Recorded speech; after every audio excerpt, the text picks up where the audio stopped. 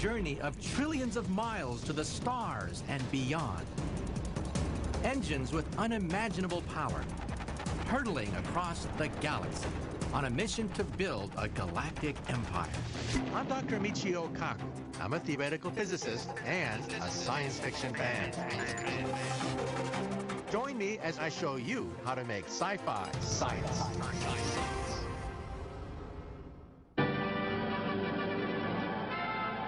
Cancel all rest periods. The ship must be ready as soon as possible. I must go to base 12 on Mars. I love those old sci-fi movies where interstellar travel is taken for granted. They make it look oh so easy as they shoot off to other worlds. Sometimes it's difficult to remember that we Earthlings have only actually made it as far as our own moon. Yet today, there's more reason than ever to think big. Asteroids or the death of our own sun could make Earth uninhabitable. In order to survive as a species, we have to find a second home among the stars. We must build a starship. And any starship worthy of science fiction has to do at least 3 things. Our starship must protect its human crew from the dangers of space travel. It must be able to travel the enormous distances necessary to reach planets suitable for colonization. And we must have a fuel supply that is powerful, efficient, reliable, and portable. First off, I need to decide on my starship's propulsion system, and that's more difficult than it sounds. One thing's for sure, conventional rockets will not take us to the stars.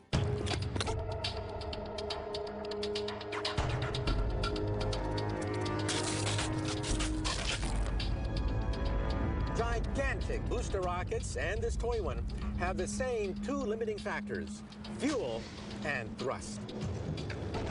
They're limited by the amount of fuel they can carry and how long it'll last. They're also limited by the amount of thrust you can extract from this fuel, in this case from pressurized air. Chemical rockets like these are also highly inefficient. 95% of the space shuttle's payload is fuel just to leave the Earth's atmosphere. To reach the stars, it would need fuel in planet-sized quantities. If we're going to find a second home among the stars, we have to abandon chemical rockets completely and find a new radical propulsion system that doesn't depend on the burning of vast amounts of rocket fuel.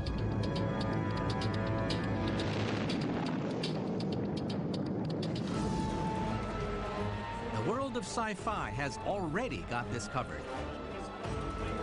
On Battlestar Galactica, they have light speed engines. Starships do have some kind of nuclear fusion engine. Galaxies are millions of light years distant from where we are. So you have to have some sort of engine that can go very, very fast. Instead of going for a trip to Florida, we can go to the Alpha Centauri galaxy. Alpha Centauri is our nearest star. It's an ambitious goal. A chemical rocket would take more than 50,000 years to get there. But it turns out Scotty isn't the only one worrying about how to power a starship.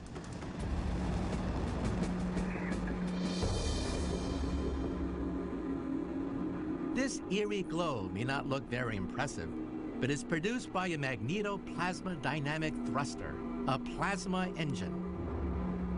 The technicians building it here at Princeton University are convinced that it's the passport to long-range spaceflight. I wanted to take a closer look, but the fuel it uses is lithium hydroxide, highly toxic, and the flame itself is as hot as the surface of the sun. I had to wait for a system shutdown. What we have here is a vacuum tank in which we simulate the vacuum of space. So the lithium comes into the tubes and then is fired up inside the engine. Exactly. So then inside the engine, it will be turned into a plasma, and then it becomes 30,000 degrees. Plasma is what lightning is made from. If you take gas and heat it to a high temperature and then pass a current through it, you get plasma. This fuel is lightweight and doesn't take up much space. This is the back of the engine. This is where the plasma comes out. This can be fired for many months. And over the months, it can accumulate speed and take you to places where you cannot get to with chemical rockets. A plasma engine makes long-distance space travel practical for the first time.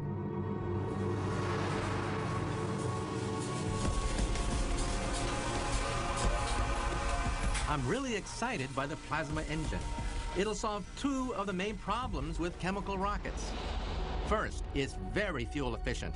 And second, it'll be able to go vast distances where no man has gone before. I calculate a Starship with a plasma engine could get me to Saturn in less than 5 years. That's 2 years faster than the space probe Cassini. However, there is a problem, and that is speed. Even if I really step on the gas, this Starship would take 70 years to reach the outer reaches of our solar system. My fellow astronauts and I would be dead. So the crew would have to be multi-generational. Our kids could take over. But I want to see Alpha Centauri for myself. To do that, I'm going to have to design a ship more powerful than anything we've seen before.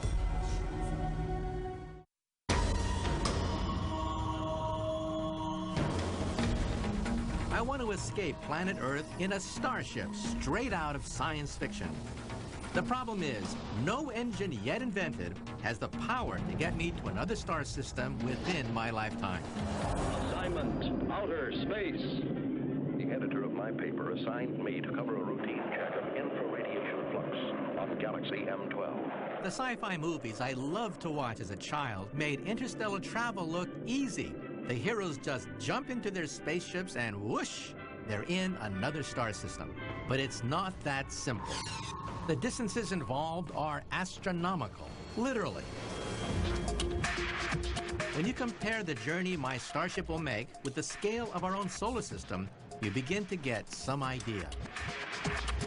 Let's say that from home plate to first base is equivalent to the distance between Earth to Mars, more than 34 million miles.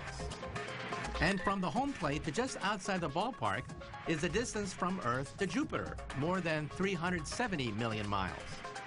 And Alpha Centauri, our nearest star system, is 24 trillion miles away. To get there, the ball would have to travel around the Earth 10,000 times. Building a starship worthy of science fiction requires engineering on a different scale from anything we've done before. Sci-fi fans have their own solutions. It has to be a renewable power source, because otherwise we'd just be too big. Mine's mostly powered on nuclear-powered fuel. USS Enterprise works by harnessing vast energies that are controlled through a substance called dilithium. None of the man-made fuels we've looked at have the energy to take us to the stars. But instead of bringing our own fuel, what if we can exploit and harness the power of something that occurs in nature?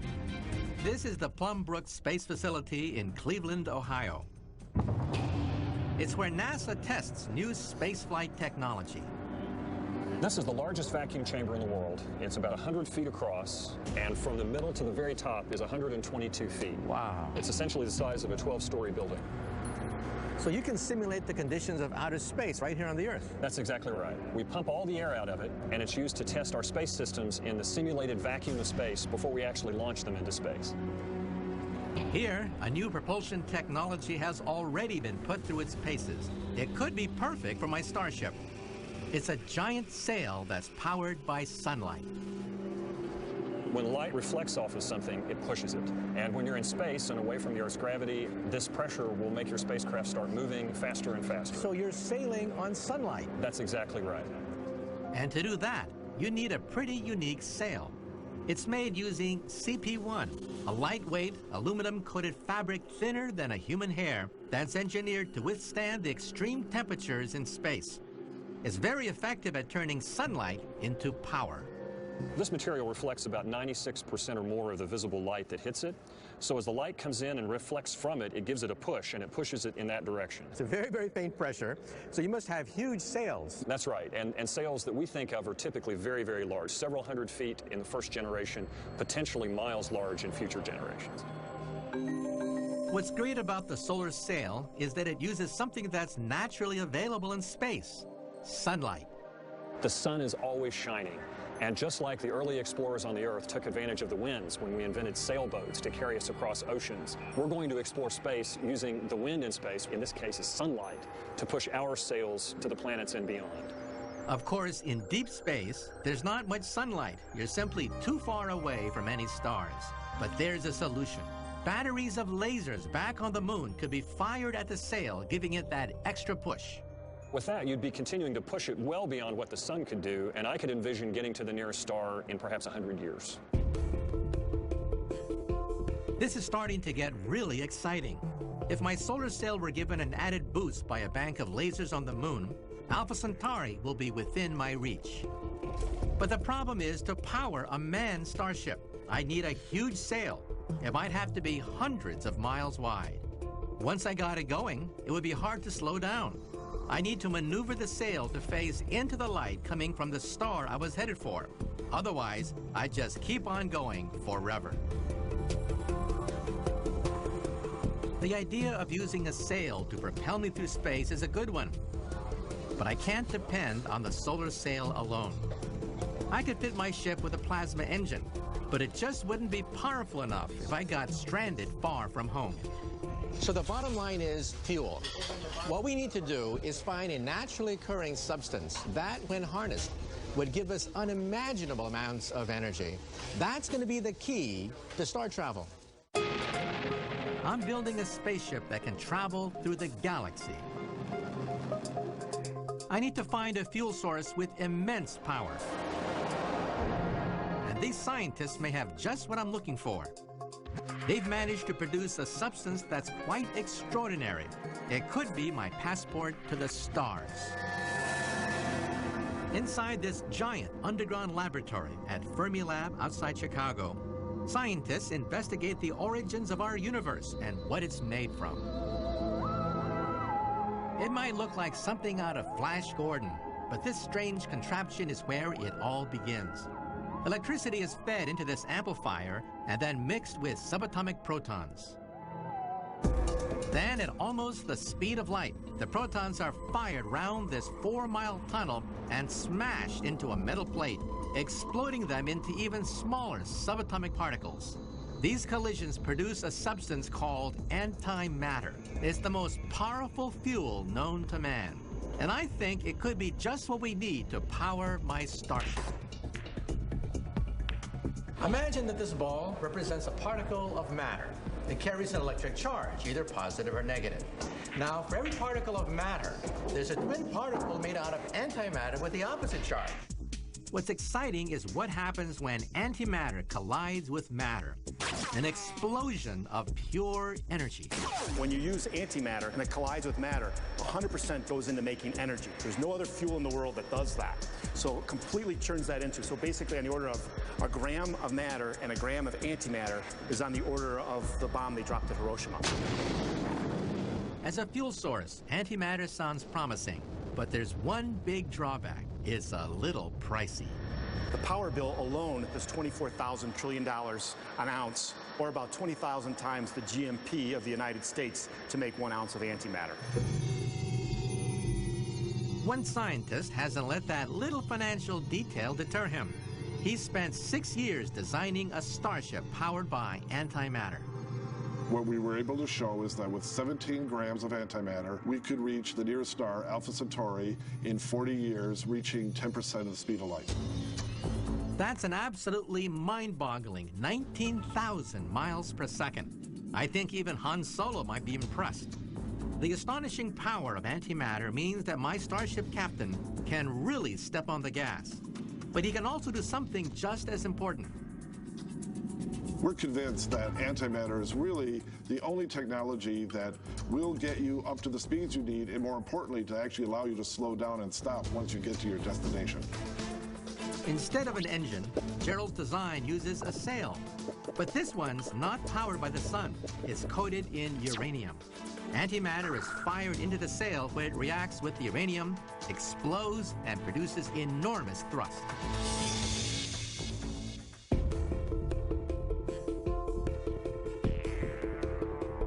Imagine the thrill of speeding through space using the extraordinary power of antimatter. I really could reach the nearest star system in less than a human lifetime. Incredibly, all the fuel I need would weigh less than 4 sugar cubes. So this is it. Antimatter is our ticket to the stars. It's the key to finding a second home in outer space. Antimatter is 100% fuel efficient in converting matter into energy, and it doesn't get better than that. I have a fuel source, but there are still big problems to deal with. How are my crew going to survive the perils of space on a 40-year journey to the stars? Get more sci-fi science online. We won't be able to make it. One of Mars' satellites is crossing our path. In the half-century since these sci-fi movies were made, we've discovered that space is way more dangerous than even Hollywood scriptwriters imagined. I could freeze in the vacuum of deep space or be fried by bursts of deadly gamma rays. I could be pulverized in the asteroid belt. Even a tiny particle of debris could cripple my ship and wipe out my crew. Just orbiting the Earth can be extremely hazardous. These pictures from NASA show actual impact holes in spacecraft made by micrometeoroids. My ship will have to be fitted with a powerful force field that combines a laser lattice and a super strong nanotube sac. It will protect me and my crew from cosmic debris and lethal radiation. But a mission that could last years gives me another big problem. Zero gravity may look fun, but it's certainly not good for you. Prolonged weightlessness destroys red blood cells and damages the muscles, including the heart. After 6 months of being in outer space, it may take years to recover. After 1 year of weightlessness, some of the harmful effects could be permanent. However, if I can create artificial gravity for my Starship crew, then I can counteract those life-threatening problems. Gravity is the universal force of attraction between any two objects in the universe. For example, this pail of water is attracted to the Earth at exactly 32 feet per second per second. Now, if I spin the pail of water, I can cancel the effect of gravity. Watch. The water never fell. This means that if I spin a starship in outer space, I can create an artificial 32 feet per second gravity, and the astronauts wouldn't even know that they're in a starship. That's the way to combat the harmful effects of weightlessness. And it looks like sci-fi got there already. A rotating spaceship is nothing new. I have my propulsion system, and now I have a plan to ensure my crew stays healthy all the way to Alpha Centauri. Time to unveil the design. Today, I present to you for your consideration the Starship. First, I'm going to fuel my Starship with antimatter. 100% conversion of matter into energy. Nothing else gives as much bang for your buck, but I'll use antimatter engines, not an antimatter sail. I'll shoot beams of antimatter into a chamber where it will annihilate matter, creating huge explosions. I'll direct the blast out of the chamber, creating massive amounts of thrust. We'll soon reach 50% of the speed of light. Out in the vacuum of space, we're totally on our own. If the engines malfunction, there's no backup. So my Starship also has vast solar sails. They're blindingly bright as they capture the energy of the sun. The sail, in principle, could be hundreds of miles across. It's made out of very special plastic, metallic fibers. All the life support systems we need are in the rotating donut-shaped capsule. Weightlessness is no Sunday picnic. So what are we going to do? Spin the spacecraft. We don't even feel as if we're spinning, but thanks to the rotation, the crew live in Earth-like gravity, and so stay healthy right through the 40-year journey. Next, we have a force field. We have to have a force field around the spacecraft to protect you from micrometeorites. 50 million miles out, we must traverse the deadly asteroid belt, where hundreds of thousands of pieces of debris are hurtling through space. Anything bigger than a pinhead could prove fatal. But our force field does its job, and we survive unscathed to continue man's first Star Trek. So there it is. Believe it or not, our grandkids may have a ticket to the stars. The Starship design was particularly awesome. I think the coolest thing about the Starship design was the generation of the artificial gravity. It's interesting, but I definitely think it's a little too small for a person like me to use. I just like everything about it. It just looks so cool.